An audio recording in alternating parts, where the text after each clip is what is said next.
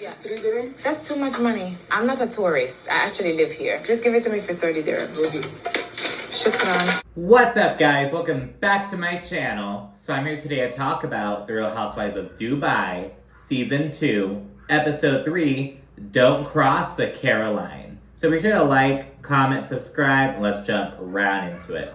So this episode kicks off with Stanbury and Sergio. They're finally gearing up to move out of Caroline's best friend Michael's home. So they've been there for like a total of 12 weeks as their home is finishing being built, basically. And it's like, that is so long. I hope he gave him like a little bit of fucking money. Like, damn, you know what I mean? Like, that is so long. Because it was supposed to be like a 2-week kind of thing, but it turned to like a 3-month kind of vibe. Their room is just super chaotic. It's just a real fucking situation. Stanbury's a little bit confused by our situation with Brooks as well. It's like, you know, what's going on? We were all good because they were like, the Carolines have always been on pretty good terms, but lately things have just really gone south, and it happened right after the whole Talene situation. So remember Caroline Stanbury, she saw Talene like basically eat shit at the Beyonce concert, and Caroline was saying some shit like, oh, I saw like her underwear, I saw her ass, I think Sergio was seeing her vagina, and she was telling this to a few different people in the group. And Caroline Brooks is very upset about this. And Sergio says that, you know, Brooks is just under a lot of pressure right now with her business, and she's lashing out at Stanbury. Sara and Talene both kind of said something similar, like, you know, Brooks is under a lot of pressure right now, she's really working a whole lot, so that's why she's drinking more. So they're kind of acknowledging that. Stanbury's hypnotherapist then comes over. She actually used to be Princess Diana's hypnotherapist back in the day. And Stanbury opens up about how, you know, her boarding school childhood and whatnot caused her to really bottle up her emotions and need to, like, be a control freak, basically. She also notes that she wants to be more empathetic towards Sergio. And, you know, Sergio is upstairs straight up eavesdropping. And it gets to the point where the therapist is like, you know, you and Sergio have like a mother-child relationship, you know, like you feel the need to like control everything he does. He's gonna wind up feeling he's married to his mother if you don't address this. Kind of like trying to point out how she really has to work on not micromanaging Sergio. That's kind of how she feels. She micromanages him, and she needs to let go a little bit. As soon as the session's over, Sergio rushes downstairs, and he basically disagrees with how Caroline was saying that Sergio isn't independent, that he's micromanaged by Caroline. He's like, oh, you don't micromanage me, you don't. And she's like, no, yeah, I do. So they kind of like have that weird disagreement. And Sergio, it's kind of odd because he's so clingy and all that shit, but he's also very like traditional in that, like he's very like, oh, I'm the man. Like, we're gonna see this in the next episode a little bit. He says some shit like, I'm the man of the house and you have to prioritize me. He's like, he's kind of balancing like being this weird, super lovey-dovey, clingy dude while also carrying these like patriarchal ideals. It's kind of quite odd, but yeah, he's pushing back against that like assertion about him. And Caroline responds by saying, it's about being more effective as a couple, getting more done, and me making you a man on your own without standing next to you. And it's like, making him a man on his own? Like, he's your husband now. You're like, what do you mean making him a man? He should be a man already. You know, what the fuck? So that was odd. Sergio really didn't like that comment, and he storms off, and he's like, you know, I really don't see Sergio and Stanbury lasting, to be honest. They just seem, it's like, I'm sure they have like great sex and they have like awesome, they're like hanging out and shit, but it's like, you're gonna stay together forever? Like as a married couple? Like, I don't really see it working out. We then see Brooks, Lisa, and Talene link up the day after the party, and we know it's the day after the party because both Brooks and Talene are hungover. Lisa was not at the party because she was picking her mother up from the airport. But yes, they catch up. In the confessional, Lisa says that she put her mom to work as soon as she got to the house. Because, you know, her mom doesn't really get the chance to, like, interact with the kids or be, like, super hands-on because she lives in Miami. Lisa's in Dubai. So she's really enjoying getting to, like, you know, be with the kids, help get ready for bed, and, like, cook for them. She's really enjoying that. So, yeah, and we learned that Brooks literally doesn't remember calling Stanbury a see you next Tuesday. She doesn't remember it. Talene also doesn't remember it happening, but the footage shows, yeah, bitch, it fucking happened. And Brooks is like, although she and Stanbury were cool, things took a turn as soon as Stanbury made the comment about Talene. Because, as Brooks says, she is loyal to Talene. She's known Talene for like 10 years. That's her homegirl.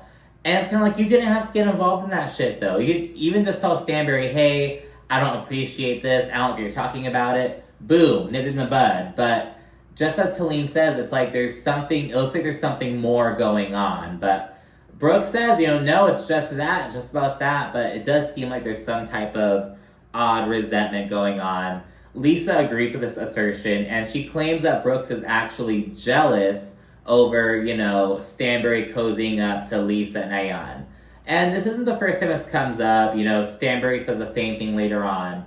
And she claims that Brooks liked that Stanbury was a bit of an island because Brooks was able to come in and save her. Lisa claims that Brooks was able to manipulate both sides back in the day. But now that they're a friend unit themselves, it's like, no, you can't play both sides. We're on the same side now. So that's their allegation, but Brooks claims in her confessional that no, Lisa's the one who's jealous about Stanbury's friendship with Ayan, because Lisa feels, she's getting, pushed out, which comes up again later on in the season. It's kind of odd. Everyone is accusing one another of being jealous over the new friendships and shit, though I do think there may be some merit to the allegation that, Lisa's upset about Stanbury and Ayan cozying up. I do kind of buy that. And again, this really speaks to the rift in the group, especially later on once Lisa and Ayan went getting into it. Lisa will kind of be an island. Stanbury is no longer an island. She and Ayan are cool, though she and Brooks aren't. We're seeing a lot of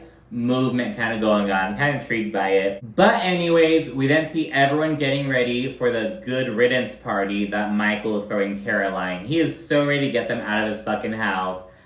Sara introduces her friend, business partner, and Pakistani sister, Saba. So we have Sara and Saba.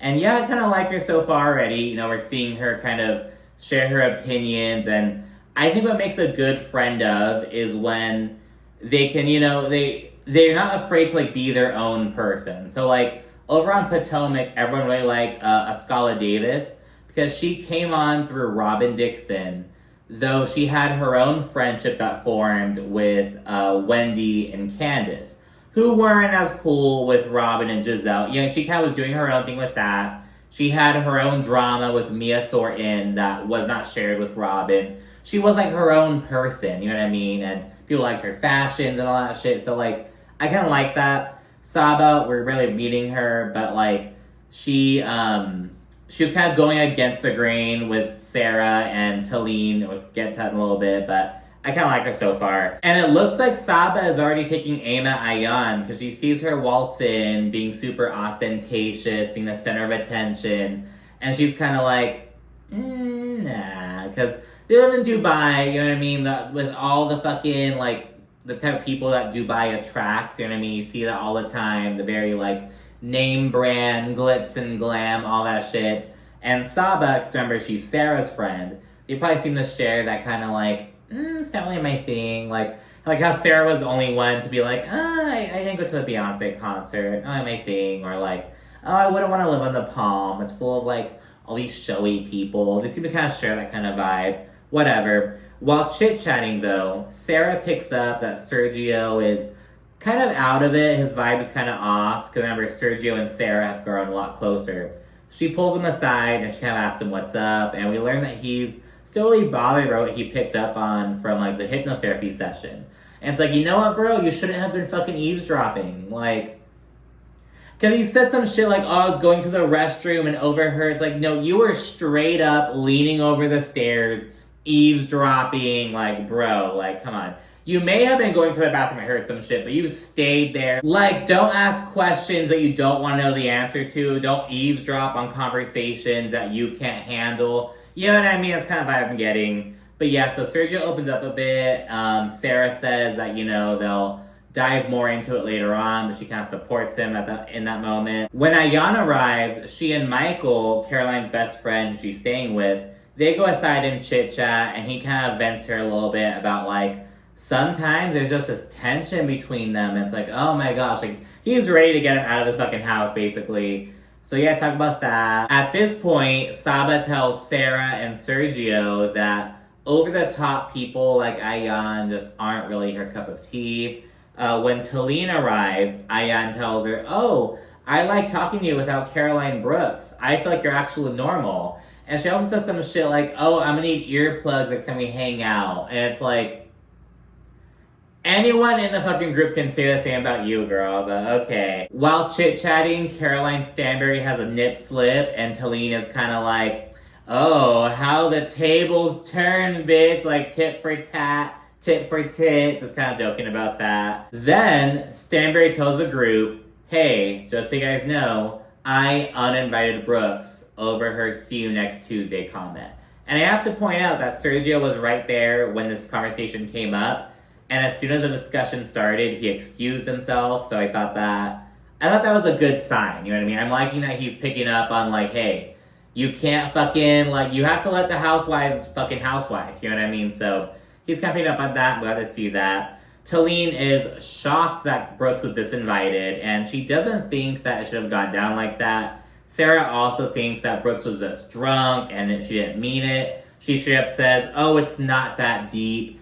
It's like, dude, like, Sara, like, what the fuck are you doing? So that's quite odd. And yeah, Sara and Talene, they actually accuse Ayan of, like, hyping Stanbury up to, like, you know, fucking cause this rift with Brooks. And it's like, she's fucking supporting her friend. It's like, you know, she's not gonna fucking jump down Stanbury's throat, say she made the wrong decision like you guys. Like, what the fuck? And Saba, she actually has Ayan and Stanbury's back. She's like, no, you know what I mean? I think it's perfectly reasonable to uninvite her. Like, from what I'm hearing of how she acted, like, her being drunk isn't an excuse. So I like that, and I agree. You know what I mean? Like, it is reasonable for Brooks to have been uninvited. At least from, like, a personal perspective. For, like, the show, yeah, Brooks should have probably fucking been there. You know what I mean? But, like, I think it's reasonable for someone to uninvite someone in that situation. But anyways, Lisa then rolls in, and she gets caught up on the situation, and she tells Stanbury, yeah, I just saw Brooks the other night, and, you know, the drama really came out of nowhere from what it sounds like. You guys were on good terms, and all of a sudden it's bubbled up. And she notes that Brooks was really taking no accountability for her actions. And at this point, we flash to Michael, Caroline's friend. He's over there chatting with Sergio, Rafi, a couple of the dudes and whatnot. And Stanbury's 17-year-old daughter, Yasmin, she's right there. And Michael makes some kind of comment like, oh, I'm gonna, like, read off, like, the best and worst things about them. Something, like, along those lines. And Yasmin's like, oh, I love this game. I'll do Sergio. Can I do, like, the worst things? Let me go. Like, she's so eager to fucking shit-talk Sergio. She's then like, can I be honest? And he's like, oh, please, go ahead.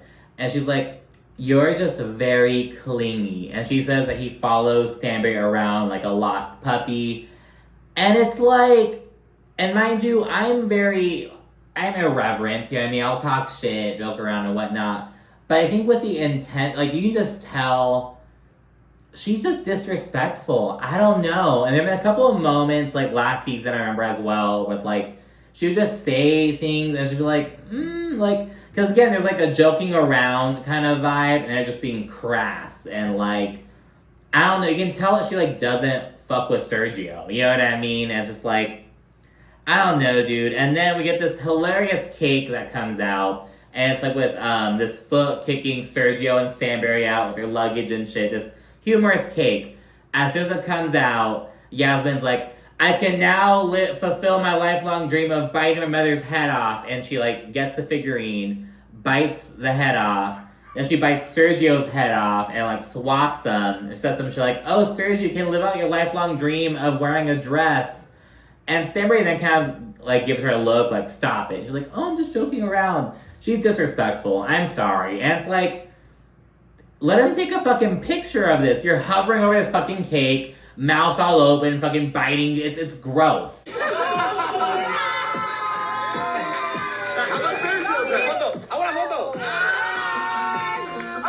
make them swap. Oh, the dress looks good, Sergio. Thank you. You like those two wearing a dress. It's true. No, it's not funny. Stop. I don't know. I think Stanbury's daughter is disrespectful. I didn't fucking like that. But yeah, just a little too cheeky. I don't know. For me to say that shit, it's like, I don't know, dude. And again, it isn't like outright. It's like this disrespect under the guise of like being silly. It's like, I don't know. But anyways, the rest of the night is full of party vibes. It's all good and shit. We then get a scene with Sara, who's getting ready to go out with David, the dude who Talene introduced her to. And she's at a salon with her 7-year-old son, Maktoum. And she's actually talking to him about it. She's like, oh, just so you know, I'm going out with a man, blah, blah, blah. And he's super, like, disinterested, super against it right off the bat. Because he's like, oh, because men treat you badly. They've treated you so badly before. And I'm like, why does her 7-year-old son already know so much about, like, her past relationships? Like, not, like, he's 7. And it's also, like, not for nothing. Why are you talking to your 7-year-old son about this dude who you don't even know if it's gonna, like, lead to anything? It's like, you're just getting him all fucking worked up for nothing. Like, I don't know. I feel like you could, like, feel it out with the dude first and then, like, you know, tell the kids about him a little bit later on. Like, you know what I mean? Like, once you know it's something. Like, I don't know. But I can also see Sara being like, I want to be honest with him so he knows what's happening. But it's like, girl, you could just said you're meeting up with some fucking friends. You know what I mean? Because, like, you aren't a thing with him yet. Like, that's basically what it is. You're double dating with, like, him, Talene, and Rafi. It's like, what's going on? So, I don't know. I think it's weird that Sarah's, like, looping her son in at only 7 years old. It's like, I don't know. And again, he's like, so many men have been so bad to you in the past. She's like, oh, do you believe that all men are bad? He's like, yeah, I think so. And she's like, no, it's because of mommy. Mommy, like, picked bad guys. And it's like, Let's talk. Okay. No judgment. Okay. My friend, Talene, decided to bring a guy and, like, introduce me to him. Why are you upset? Because so many men have been bad to you. But are all men bad? Probably yes. You believe all men are bad?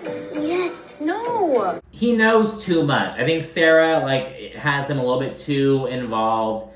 She then goes on to promise him, oh, I'll find, like, the perfect father for you and the perfect husband for me. And it's like, I don't know. It's just like, dude, like, I feel like you're getting his hopes up and, like, stressing him out for, like, no reason. It's like, I don't know. That's how I see it. I feel like she has him too involved, especially because he's 7 years old. Like, why is your 7-year-old son like, oh, men have treated you so badly in the past, like, blah, blah, blah. It's like, why does he know? Like, he shouldn't be aware of that. I don't know, girl. That's how I see it. Anyways, then see Lisa take her mother to the market in old Dubai. She kind of talks about the difference, about how new Dubai is all the glitz and glam and all that shit. But there's old Dubai with, like, the markets and shit. So we get to see that beautiful side. And we haven't really seen that aspect of Dubai yet, you know what I mean? So I love getting to see that. And we get some funny interactions. Like, Lisa laughs because one of the shopkeepers is like, oh, you're so beautiful. Like, you're like Nicki Minaj. And she's, like, laughing at that.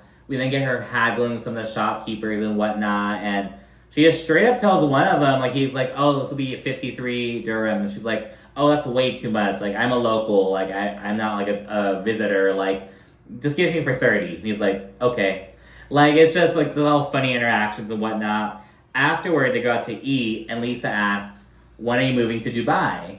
And the mom hits her with, well, when are you moving back home to Miami? You said you're only going to be here for 2 years. You're going on 10. When are you coming back home? And Lisa's like, well, Mom, like, we're probably not going to be leaving anytime soon. Like, probably at least for the next 5 years we posted up here. And this upsets her mother, and she's like, you know, we're drifting apart. I feel we used to do everything together. It's such a long flight. It's like 14 hours. Like, it's crazy. So she's kind of reflecting on that. And she also notes that she doesn't want to just up and move to Dubai to be dependent on Lisa and Rich. Like, she has a job out there. She does her own thing. She probably has her own friends and does her shit out there. But Lisa's whole thing is like, just move here. You can retire. Let me come take care of you. And it's like, your mom doesn't want that. She wants to live her life still. She wants to do that. Like, I think it's kind of selfish of Lisa to ask her mother to, like, uproot herself, move to Dubai just because Lisa did. Like, yes, you want your mother to be more involved with your kids. Yes, you want to see your mother more often. But it's like, you moved to Dubai. You moved, like, it's like there's... What? It's like you have to just lay in the bed that you made. You know what I mean? It's like, you don't want to move back to the U.S.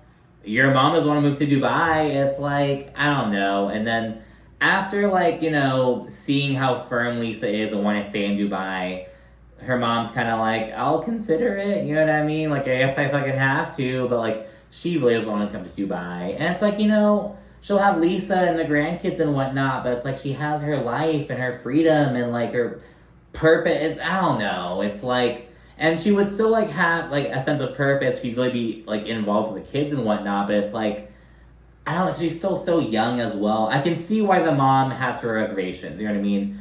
In addition to, like, the move itself, it's also, like, the lifestyle, the other family members, the friends, you know what I mean? Like, so I don't know. The penultimate scene consists of a double date between Talene and Rafi and Sara and David. And, you know, as they all meet up, before David gets there, Sara reflects on how, you know, all of her exes have been narcissists, blah, blah, blah.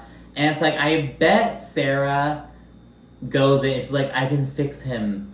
And I don't even want to fucking say it because that feeds her fucking martyr complex. But it's like, girl, you're all about fucking spiritual, like, fucking well-being and healing. And why are you picking these fucking... not even damaged these narcissists. Like, I don't know, dude. But anyway, she kind of talks about that for a little bit. Rafi makes a joke because he's like, yeah, I don't know how Talene does it. Like, being married to me. He's kind of joking that he's a narcissist. Which is kind of like, I don't know. But anyways, Sara then tries talking to David in Arabic once he gets there. And he responds a little bit because I'm sure he told her that he speaks Arabic. And she kind of tested him on it a bit. And she's like, his accent is terrible. He does not speak Arabic very well. Kind of talks about that a little bit. And she then asks him a few questions. The first question out of her mouth is whether he's been to jail. He says no, and she's like, boring, kind of joking around. She then asks him, she's like, oh, how about having like 17 cats? Like, kind of asking these stupid ass questions. The third question out of Sarah's mouth is, do you believe in aliens? And he's like, I guess. And she's like, you guess. And her whole, like, rationale is, you know, aliens are a big deal in my life. She literally says that in a fucking confessional. If I'm with someone, we're going to be talking about aliens all the time. And it's so interesting because, you know, Talene actually mentioned, like, oh, well, I don't think they're, like, green creature. You know what I mean? Like, I think, like, definition of being alien beings is more broad. Which I agree with because, like, a space bacteria, that's an alien, right? You know what I mean? Like non-Earth-based life forms. Like, I'm sure there's fucking bacteria, little microorganisms. Those are aliens, you know, I'm sure, like, I don't know if they're, like, these... So I think of, like, you know, but she, like, brings it up, and he doesn't really engage in a conversation. Like how I did right now, just like oh, I think there are varying definitions of what an alien is, you know, how we, like, view... So he's, like, not really with it, and Sarah's like, okay, strike one. Aliens are very important to me. He then says some shit like, oh yeah, I've never dated a woman who had a kid before, but I don't see how it'd be much different than just dating someone without kids. And she and Talene are kind of like, are you fucking kidding me? So that's strike 2. And of course, he's a Libra, which is strike 3. And so Sarah's like, you know, he's a really nice guy. I could see myself being friends with him, but nothing more. And finally, the last scene involves the Caro-lines meeting for lunch. Brooks waltzes in a full 30 minutes late, which takes Stanbury off. And as I get older, it's like, yeah, like, our time is equally as valuable. Like, and granted, you know, a couple minutes, whatever, but like, 30 fucking minutes, dude, like, that's ridiculous. That's unacceptable. And especially if they're, like, just fucking late and don't even, like, give you a heads up. Like, hey, I'm running a bit late, just, like, a heads up, blah, blah. Like, if they just waltz in, like, nothing fucking happened, whatever. And Brooks says, you know, hey, we have some unresolved issues. And Stanbury's like, huh, you think? So it's kind of like, yeah, you bet your ass we fucking do. And Brooks admits that, you know, the Talene comments triggered her. And Stanbury tells her, dude, just let it go. Talene let it go. She moved on. Why can't you move on? Like, and she doesn't like refute like that she made some commentary, but she's kind of like, it's not a big fucking deal. Talene got over it. Why don't you get over it? So that comes up. And at this point, Stanbury says that Brooks is jealous of her relationship with Ayan and Lisa. And she claims that Brooks enjoyed when Stanbury was on an island because she was able to come in and rescue her, be her saving grace, be her fucking Sara, if you will. And Stanbury's like, I don't need to be saved anymore. So that's kind of where their vibe is at. And in Brooks's confessional, she says that, hey, I've been a great friend to Stanbury. I've ridden hard for her. She would call me crying about Ayan being mean to her. So because I'm such a good friend to Stanbury, I distanced myself from Ayan. I put a pause on my friendship with Ayan and Lisa for Stanbury. So to now see her cozy up to them, it's like, what the fuck, bitch? And it's like, but did Stanbury ask you to do that? And Brooks' whole thing is like, you know, I saw you in this situation, so I came through for you, and you're not doing it for me. So I kind of get that, but it's like, girl, you didn't have to get involved like that. You could have just fucking heard Stanbury out. And it's also like, you had your own beefs with Ayan and Lisa. You had your own issues with them. You're gonna say it's all Stanbury? You know, you put a pause on your friendship with Ayan and Lisa only for Stanbury? There's no other fucking reasons? Like, I don't buy that. But anyways, the conversation continues, and Stanbury tells Brooks, you called me to see you next Tuesday. Like, what was that about? And Brooks, she acts all surprised at first. She's like, and then she realizes, oh fuck, no, Lisa already told me that, like, I mean, so she acted all fucking surprised. And she's like, if I said that, like, I'm sorry, like, that fucking bullshit backhanded apology.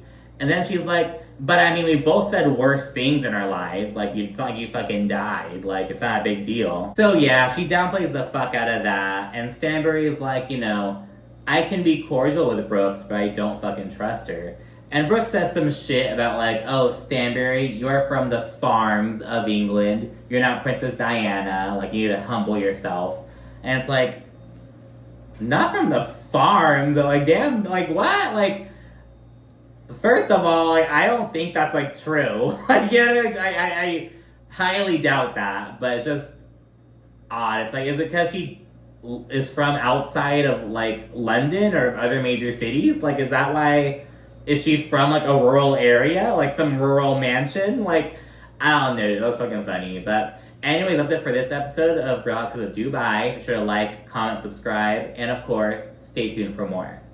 Thank you for watching. Bye.